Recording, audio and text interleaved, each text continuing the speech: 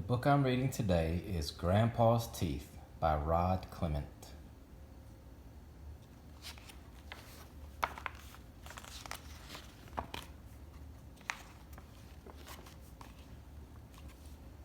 Help!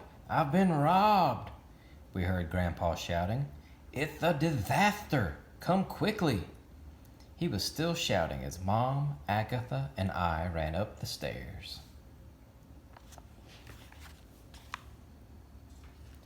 Grandpa's room was a mess, but to be honest, it was always a mess. He blamed Gump, his old dog, but Gump looked too old to me to make much of a mess. What was taken? Gasped Mom. Your VCR? Your television? Not your gold-plated golfing trophy. No, said Grandpa. It's much more serious. It's my teeth. They've been stolen.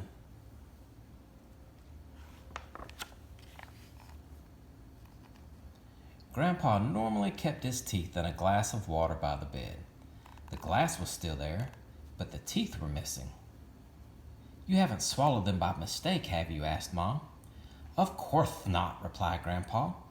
Those teeth were special, handmade by the finest Swiss craftsmen. Agatha looked at Mom and whispered, Why is Grandpa talking funny? You see how serious it is, moaned Grandpa. I may never speak the same again. Are you sure you've looked everywhere? Asked Mom. Under the bed, behind the cabinet, in all the drawers? Yes, replied Grandpa with tears in his eyes. I've looked everywhere. Mom called the police.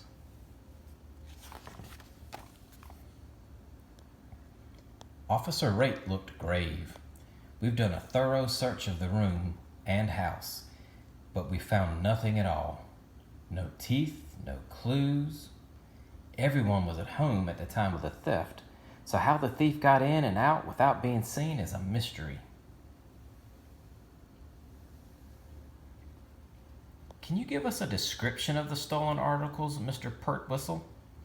Grandpa frowned, rubbed his chin, then looked closely at the officer. Could you smile, please? He asked. Smile? Yes, a nice big smile. Officer Rate grinned sheepishly. No, shouted Grandpa angrily. I mean really smile. Officer Rate smiled broadly. Grandpa leaned forward, tapped the officer's teeth with his finger, and growled suspiciously. They look just like those. Officer Rate looked shocked. I've had these for years.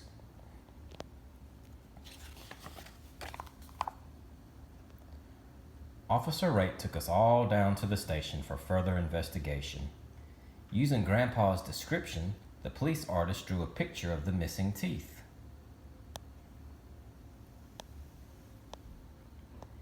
They put up our wanted poster with all the others.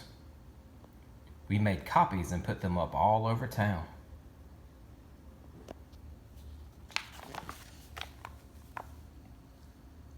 Officer Rate rounded up the usual suspects and took them all in for questioning. All of them were asked to smile. Most of them had missing teeth as well, but just one or two, not the whole set.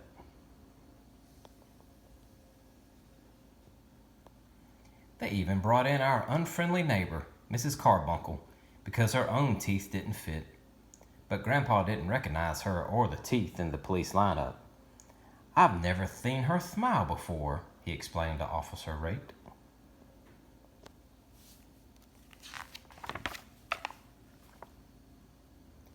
After several days, Officer Rate had to admit that no teeth had been found, no thief had been caught, and no new clues had been uncovered. Grandpa suspected everyone, especially anyone who didn't smile. Soon the whole town was smiling at him, although he never smiled back. He had nothing to smile with. Mom even got a call from one of those TV shows, Unsolved Crimes. They came to the house in a helicopter. We had to reenact the whole thing. When Grandpa was interviewed, he asked the reporter, Pearl White, if he could borrow some of her teeth. "After all," he mumbled, "you have more than enough."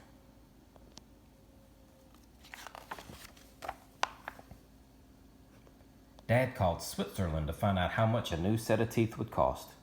He was so shocked when he found out that he dropped the phone. "The only way we could ever afford it," he joked to Mom, "is to sell the house." Grandpa thought this was a great idea. "Who needs the house anyway?" he moaned. "It doesn't help you chew your food." To cheer him up, we all took Grandpa to the amusement park. It was a disaster.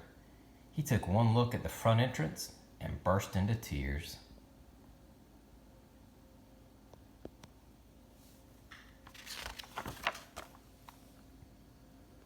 Everyone watched unsolved crimes, but no one called Officer Rate, and the crime remained unsolved. Some spare teeth were left in the mailbox, but none of them fit properly. People began locking their doors at night, imagining a teeth thief loose on the streets. No one knew who would be next, so fear gripped the town. The thief had to be caught, and soon.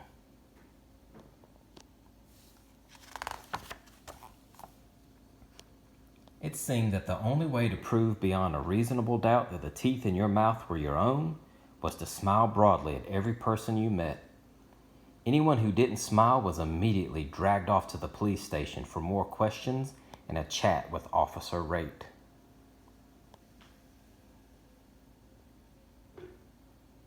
So everyone began smiling at everyone else, all the time, everywhere, even at funerals.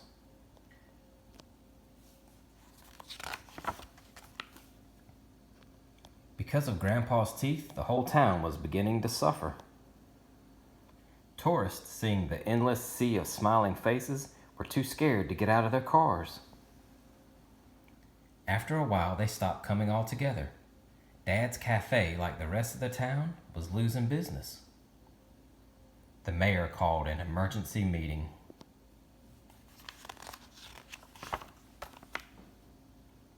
That night, for the first time that anyone could remember, the town hall was full. Speaker after speaker stood up to complain about the loss of customers and the constant strain of smiling all day, every day.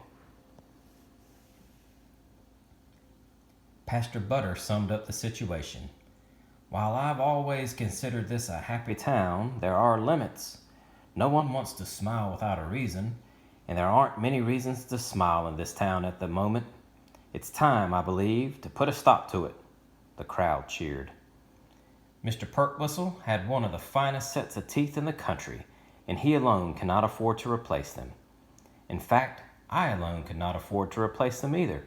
But if every one of us put $1 in the collection plate tonight, we would have enough money to buy 2 new sets of teeth. Most people put in $1. Others put in 2.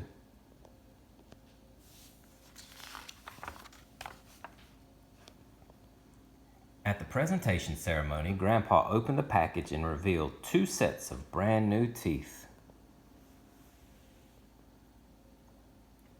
"Why are they different sizes?" asked the mayor. "Oh, only one of them is for me," replied Grandpa, popping one of the sets into his mouth. "The other one is for Mrs. Carbuncle. Her teeth never fit properly, and she has such a pretty smile."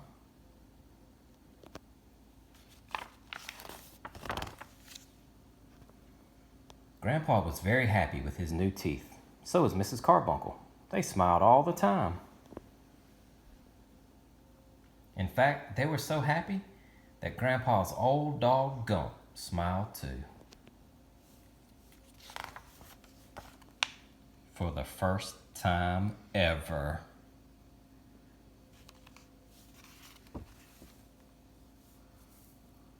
Hope you enjoyed Grandpa's Teeth.